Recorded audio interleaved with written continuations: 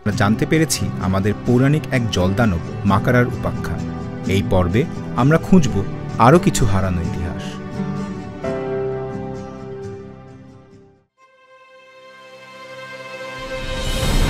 ইতিহাসের ধ্বংসাবশেষ।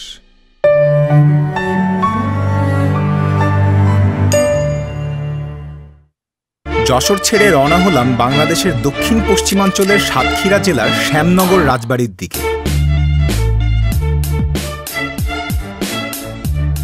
ঈশ্বরীপুর রাজবাড়ির মালিকানা নিয়ে দ্বিমত থাকলেও এটা যে চৌধুরী বংশেরই সম্পত্তি সে বিষয়ে কোনো সন্দেহ নেই।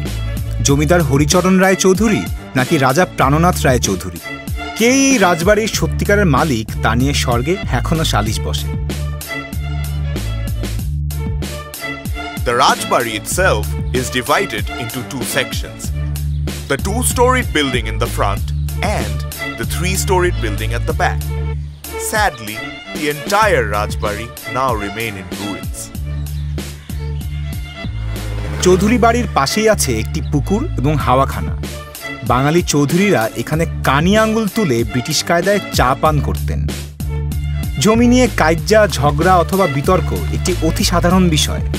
আদালতে যাই বলুক, তালগাছটা কিন্তু আমার। ইতিহাসবিদ সতীশচন্দ্রের মতে 1848 সালে প্রাণনাথ রায় চৌধুরী চাঁচড়া রাজপরিবারের সাথে এরকমই একটি কাইজ্জা মিটমাট করে ফেলেন এবং জমির মালিকানা নিয়ে নেন।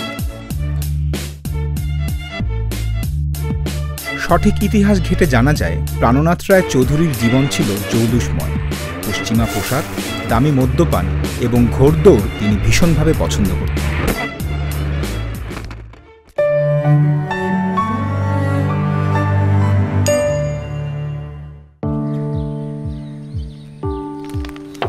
শীতের সকাল, ধোঁয়া ওঠা করা এক কাপ চায়ে চুমুক দিয়ে মুখটাকে তেঁতো করে আমরা বেরিয়ে পড়ি ভাটপাড়া গ্রামের উদ্দেশ্যে।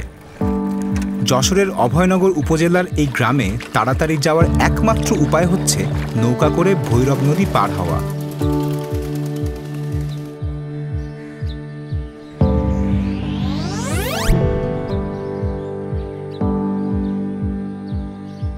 এই গ্রামে ঢুকে আমরা ফিরে যাই সেই সময়টাতে যখন কিনা দেবতা এবং মানুষ একে অপরের বেআই হতে পারত।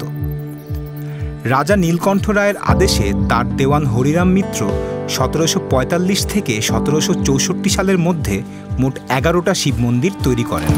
কিন্তু অবহেলার কারণে বর্তমানে এই মন্দিরগুলো এখন হাজারো বাদুড়ের আস্তানা।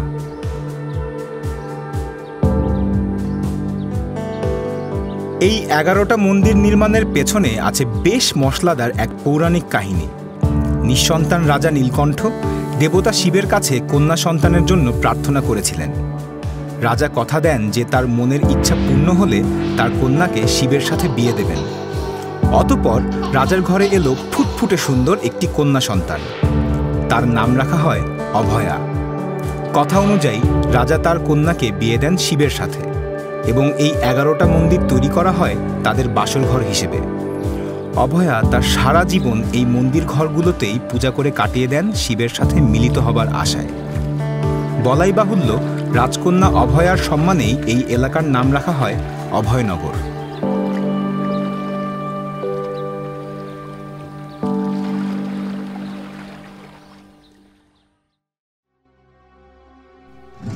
আগামী পর্বে আমরা ঘুরে আসব একটি বিলুপ্তপ্রায় নবরত্ন মন্দির এবং জেনে আসব অন্যতম একজন বারো ভূঁইয়ার উত্থান ও পতনের কথা।